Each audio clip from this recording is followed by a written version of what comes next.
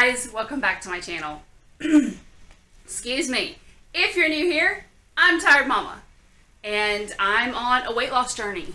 And I cook and I talk about PCOS and raising a teenager in today's world and loads of other exciting things. Currently, I have lost, I don't even have the number in front of me, over 46 pounds. Started at 360, lost down to 316. I did go up a little bit. I am currently back down to 417 as of yesterday. So, is my math even right there? Yes. 44 pounds. That's where I'm at right now.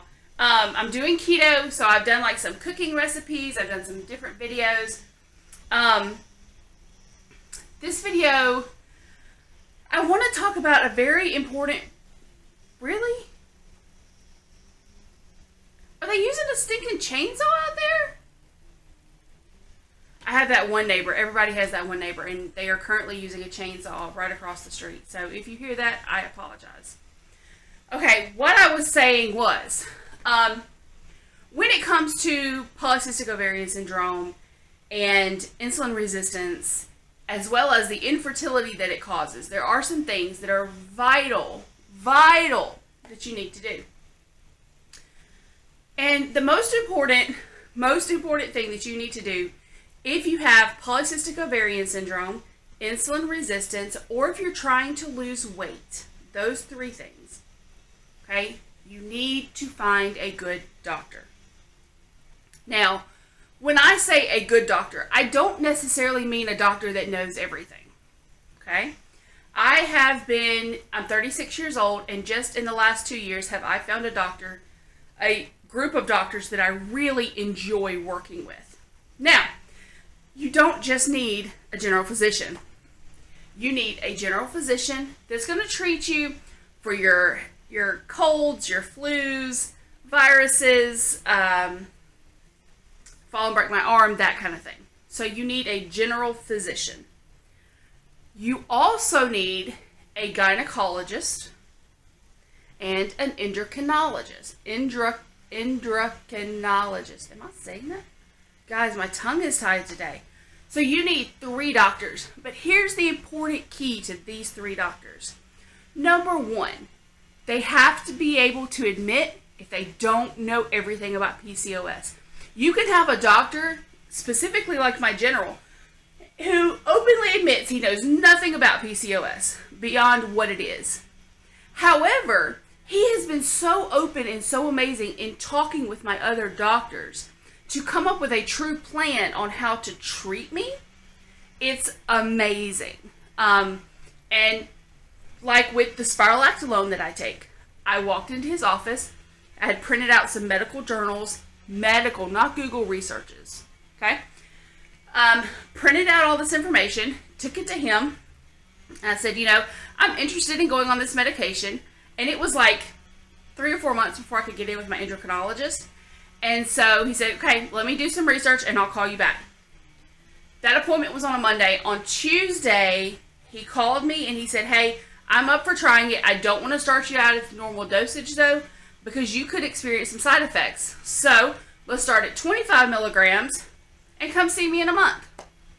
Went in a month, and not only had he done more research, he ran my blood levels, said everything looks great. I wasn't experiencing side effects. So, he bumped up my dosage, and now my side effects, or my symptoms from PCOS are greatly reduced because of the medication.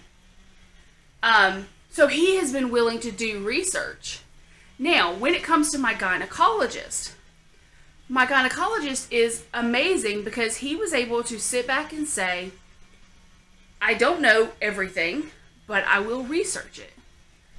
I've had a lot of issues, specifically infertility. I've had a lot of cycle issues.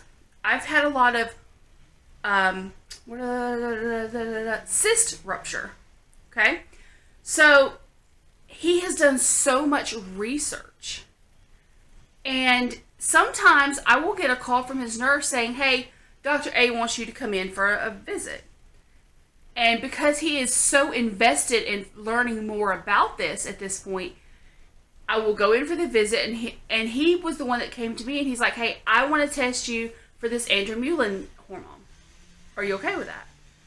And I was like, yeah, okay, let's do it. So my insurance company came back and said they weren't going to pay for it because they felt it unnecessary because I'd already been diagnosed. So his office actually footed the bill for the test because he wanted the information, and I couldn't pay for it. So when you have doctors who are so willing to spend time and truly learn about it, I run into a lot of women on Facebook groups who are struggling with PCOS, and they desperately want a doctor who's going to help them. But then in the next line, they say, well, I've been going to the same doctor since I was 16 and things just aren't getting better. What? Why stay with the same doctor if they're not, one, getting results, and two, willing to work with you or learn more about what you have? Realize, too, that a lot of times, since PCOS isn't widely studied, it's going to take a unique doctor who wants to learn more about it or has already done more learning about it. Now, I have had several crack shot doctors who really screwed things up in my series, in my life of a polycystic ovarian woman. In that same idea, I've had a couple of doctors who made small discoveries that helped me along the way. Now, things that you need to realize. A lot of times doctors tell you things for reasons. And it's so important that you trust your doctors. Now, there was a case yesterday on Facebook, and I did comment on this girl's post. If you happen to watch this video, I'm speaking straight to you, sweetie. So, she was upset because her doctor told her that she needed to wait until February to start going through another fertility treatment. Now, the doctor had a few reasons for this. She had talked to the patient about attempting to lose weight, which is always the very first thing that doctors recommend when you have PCOS. Why is that? Because it actually reduces your symptoms, okay? It doesn't get rid of it, but it reduces the symptoms most of the time. Now,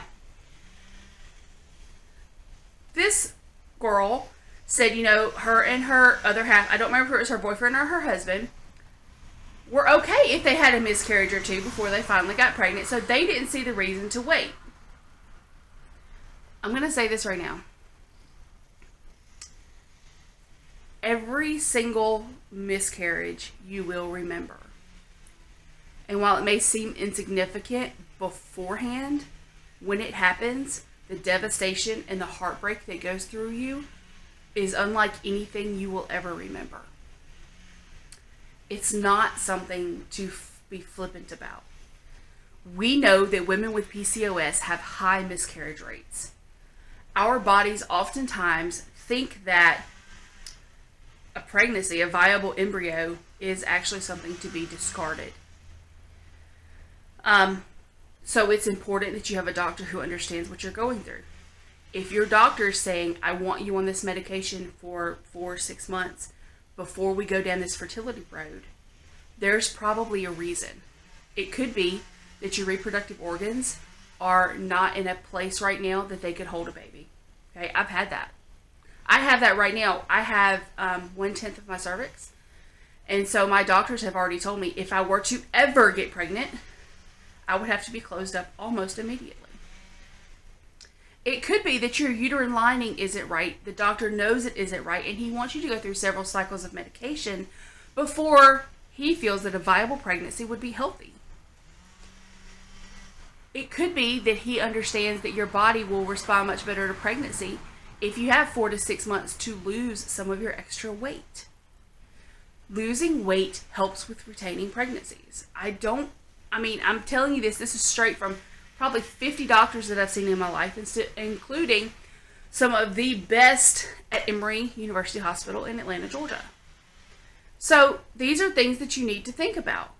But if you don't trust your doctor and you aren't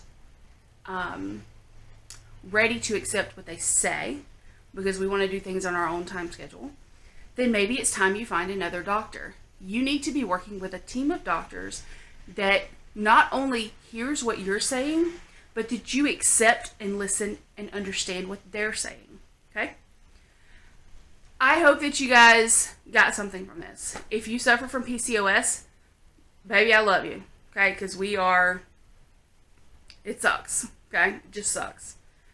I would love to talk to you. Leave me a question in the comments. I'll answer anything that I know. And in the meantime, guys, remember 3 things. Number 1, you are worth the time that it takes to lose weight or better your life. Number 2, your life is worth the time that it takes to lose weight. And number 3, you are loved. Until next time, guys,